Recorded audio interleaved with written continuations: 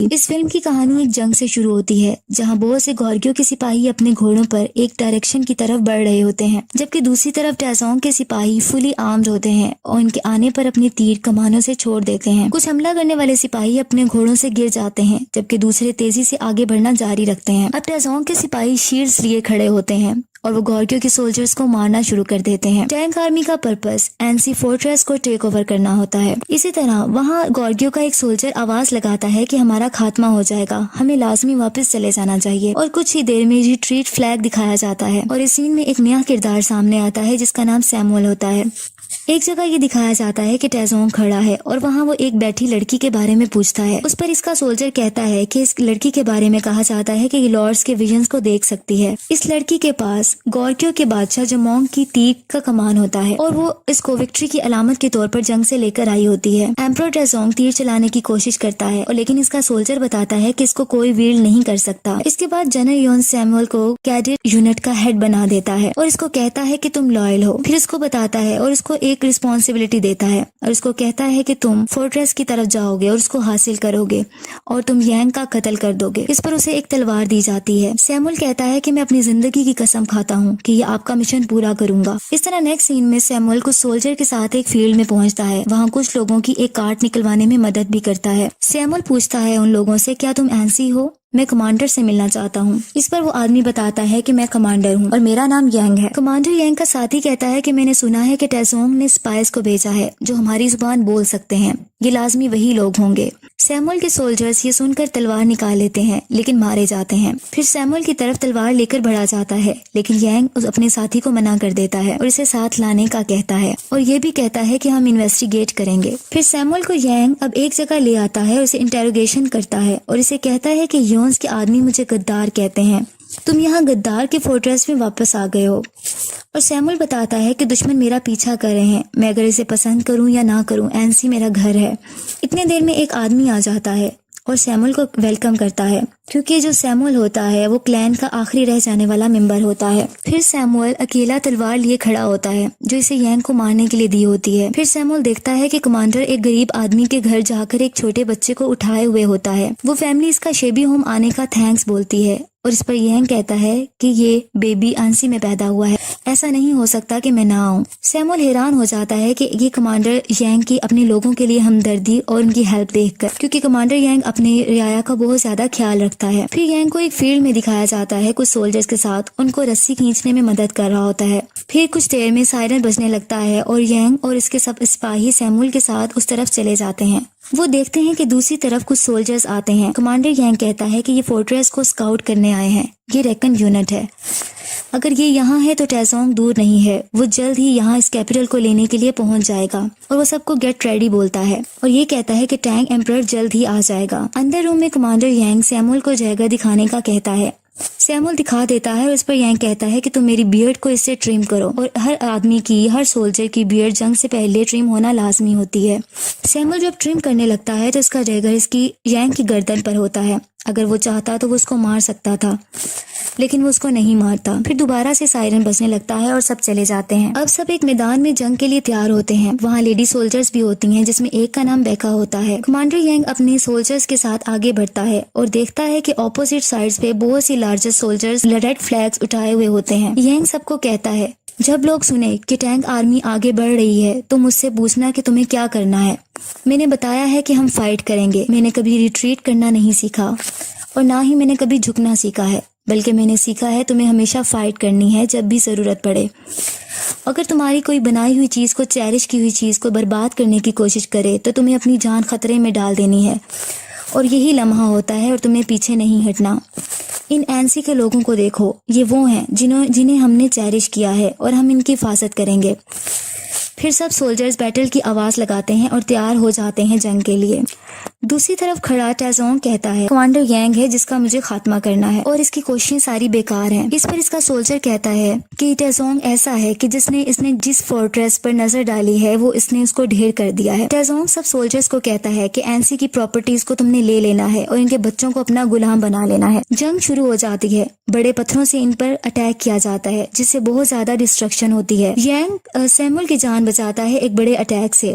टेजोंग वहाँ बैठा ये सब कुछ देख रहा होता है और वो ये देख रहा होता है कि यांग की एनएनसी की दीवार नहीं गिर रही होती। फिर वो सब सोल्जर्स को कमांड करता है कि वो दीवार पर चढ़ जाएं और सोल्जर को फॉरवर्ड कमांड दी जाती है। दूसरी साइड पर यांग अपने सिपाहियों को फायर करने का कमांड करता है। मुखालिफ सोल्जर मुसलसल आगे बढ़ते रहते हैं दीवार पर चढ़ने के लिए और दीवार पर लेडर लगा देते हैं।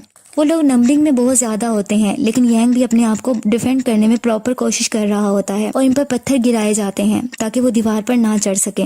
इस तरह ये कमांड देता है डिप्लॉय वुल्फ टीथ स्ट्राइकर। इस तरीके से इन्हें रोका जाता है, लेकिन अब दूसरी तरफ भी वो लेडर लगाकर चढ़ने की मुसलसल कोशिशें करते रहते हैं। टेजोंग अब गेट की तरफ अटैक एंड ब्रेक डाउन की आवाज लगाता है ताकि इसके सोल्जर्स उसकी तरफ बढ़ें। फिर वो फोर्ट्रेस में काफी सोल्जर ऑपोजिट साइड से आ जाते हैं और फाइट जारी रहती है। यांग कैप्टन और बेका को कमांड देता है कि वो अटैक करें और क्योंकि उनके अटैक करने का टाइम आ जाता है, बेका अपने सोल्जर के साथ सबको मार डालती है और टेजोंग की दीवार से लगाई हुई लेडर को गिरा दिया जाता है। लेकिन टेजोंग के सिपाही गेट तोड़ने में दौड़ना जारी रखते हैं और आखिर गेट खुल जाता है और वो अंदर आ जाते हैं। लेकिन इनको रोकने के लिए यांग ने एक रेलिंग जो कि पहले ही प्लान होती है सेट किया होता है ताकि वो रुक जाएं। सैमुअल सब देख रहा होता है और यांग के साथ रहता है। अब यांग कमांड देता है क्लोज ऑर्डर फॉर्मेशन। बहुत ही डिस्ट्रक्टिव बैटल होती है। कमांडर यांग बहादुरी से इन्हें फोर्ट्रेस से भगा देता है और टेजोंग रिट्रीट ऑर्डर दे देता है। कमांडर यांग के सोल्जर विक्ट्री की बुलंद आवाज लगाते हैं और जीत जाते हैं कि सायरन दोबारा बजने लगता है और तमाम सोल्जर सैमुअल के साथ आगे बढ़ जाते हैं। यांग बहुत बहादुरी से एक्टिवली जंग करता रहता है क्योंकि वहाँ दोबारा अटैक शुरू हो जाता है रात के वक्त और हर जगह फायर ही फायर होती है। अचानक से कमांडर को तलवार लग जाती है और कमांडर यांग नीचे गिर जाता है, जबकि ऑपोजिट टेजोंग का सोल्जर इसको मारने के लिए आता है कि सैमुअल पीछे से आकर उसको मर्डर कर देता है। यांग हैरानगी से इसे देखता है कि जो मेरी जान लेने आया था उसने मेरी जान बचा दी। कमांडर यांग जख्मी होता है। आखिर जब इसको होश आता है तो टेजोंग रियर की तरफ रिट्रीट कर चुके होते हैं। फिर दोबारा गैदरिंग होती है। दूसरी तरफ टेजोंग कह रहा होता है कि मैंने वास्ट लैंड को बहुत ज्यादा हजारों किलोमीटर को हर सिम पर फतह किया है, लेकिन मैं एक छोटे से फोर्ट्रेस को अभी डिस्ट्रॉय क्यों नहीं कर पा रहा, और वो गुस्से में आ जाता है। इसी लड़की को जिसके पास वो कमान होती है कमांडर यांग की तरफ भेजता है। वो लड़की वो कमान कमांडर यांग के सामने रख देती है जो कि बादशाह जमोंग की होती है। वो बताती है कि मुझे टेजोंग ने भेजा है। वो तुम्हें एक ऑप्शन दे रहा है कि अपने आखिरी अटैक से पहले वो डर्ट मंट बना रहा है और एंसे से बुलंद बनाएगा और तुम पर अटैक करेगा, और वो कहता है कि फिर तुम इसके अटैक से बच नहीं सकोगे। इसके अलावा वो ये भी बताती है कि टेजोंग के आदमी बहुत बड़ा हमला करेंगे और अपने तीरों को बारिश की तरह भेजेंगे। अगर तुम हार मान जाते हो तुम्हें हर चीज ऑफर करेगा। एक दफा डर्टमंड कंप्लीट हो जाए तो सब खत्म हो जाएगा। लेकिन यांग कहता है कि मैं एंसी का डिफेंड करना चाहता हूँ। टेजोंग को बताया जाता है कि प्रोग्रेस बहुत तेजी से है और 2 मंथ्स में प्रोजेक्ट को हम मुकम्मल कर लेंगे, सर्दियां आने से पहले पहले। देखने वालों की नजर में वो डर्टमंड वो हकीकत में एक बहुत बड़ा माउंटेन बना रहे होते हैं। दूसरी तरफ कमांडर यांग समझता है कि हम गद्दार हैं, जैसे कि सैमुअल इसे बताता है। सैमुअल इसे इजाजत लेता है। वो कहता है कि अगर आप मुझे इजाजत दें तो मैं जनरल योन के पास चला जाऊं। मैं आपको महसूस करता हूँ, लेकिन योन कभी अपना माइंड चेंज नहीं कर सकता। इसी तरह वो उससे ऑर्डर कहता है कि मुझे ऑर्डर दिया जाए। दूसरी तरफ कैप्टन जो कि यांग का होता है वो उसकी टेजोंग की तरफ हमला करने का कहता है उसकी कंस्ट्रक्शन के दौरान। आखिर उसको यांग से इजाजत मिल जाती है, लेकिन बहका सोल्जर कहती है कि टैंक्स HQ में जाना खुदकुशी करने जैसा है। अगर वो कैप्टन जीतेगा नहीं या वापस आ जाता है तो कोई मतलब फायदा नहीं होगा। यांग कहता है हमारे पास बस यही रास्ता है।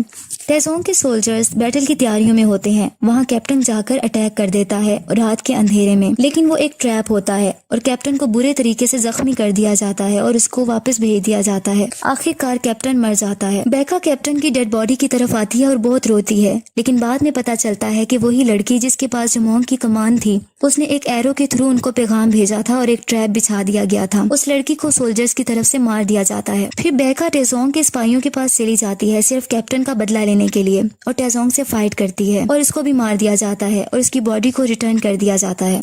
नेक्स्ट सीन में सैमुअल जनरल यून के पास चला जाता है। वो यून को कहता है कि कमांडर एनसी अपने आदमी अपनी जिंदगी के लिए लड़ रहे हैं और एनसी लोगों के लिए, और इसके अलावा ये भी बताता है कि जैसे ही मर्ड मुकम्मल हो जाएगा एनसी खतरे में आ जाएगा।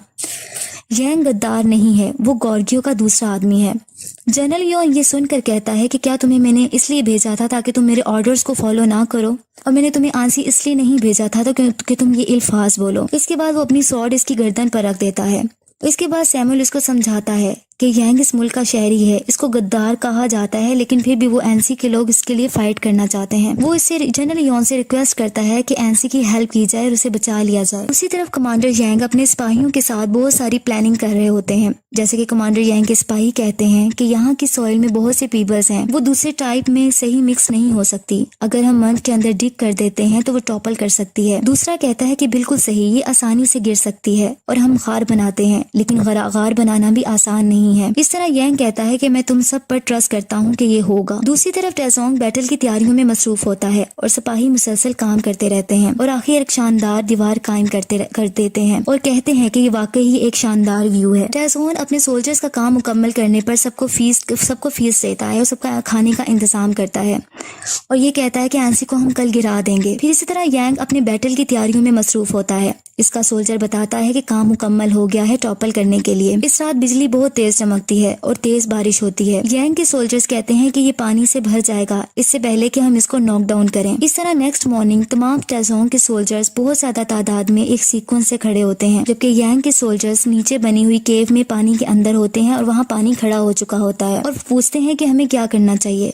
इनमें से एक कहता है कि हमें अपनी कुल्हाड़ियों से इसको चॉप कर सकते हैं। जैसी जगह इन्होंने बनाई होती है वो पानी से भर जाती है, वहां जाकर वो कॉलम्स को काटने लग जाते हैं अपनी कुल्हाड़ियों के जरिए। जंग शुरू होने लगती है जबकि यांग के सोल्जर उस केव में मुसलसल कॉलम्स को तोड़ रहे होते हैं। जैसे ही टेजोंग के सिपाही हमले के लिए इस बनी हुई जगह पर स्किलफुली आते हैं, वो गार से यांग के सोल्जर इसकी रूट्स को खत्म करने लग जाते हैं, जिससे वो बनी हुई जगह हिलने लगती है और वो बना हुआ डर्ट मंड गिरने लग जाता है। यांग के सोल्जर्स उस कार में अपनी जान की कुर्बानी दे देते हैं सिर्फ एनसी पीपल को बचाने के लिए और इस तरह टेजोंग की आर्मी होती है वो मंड से नीचे गिरना शुरू हो जाती है और प्लानिंग कामयाब हो जाती है। टेजोंग की आर्मी डिस्ट्रॉय हो जाती है और बहुत बड़ी डिस्ट्रक्शन होती है। अब यांग आगे बढ़ने की कमांड करता है और एनसी सोल्जर्स हमला कर देते हैं। यांग खुद भी तलवार लेकर उन पर हमला करता है और आगे बढ़ता रहता है। सब खुशी से आवाजें बुलंद करते हैं और फाइट मुसलसल होती रहती है। टेजोंग कहता है कि मुझे यांग का सर प्लेट पर रखा चाहिए, मैं नहीं रुकूंगा जबकि एनसी हमारा ना हो जाए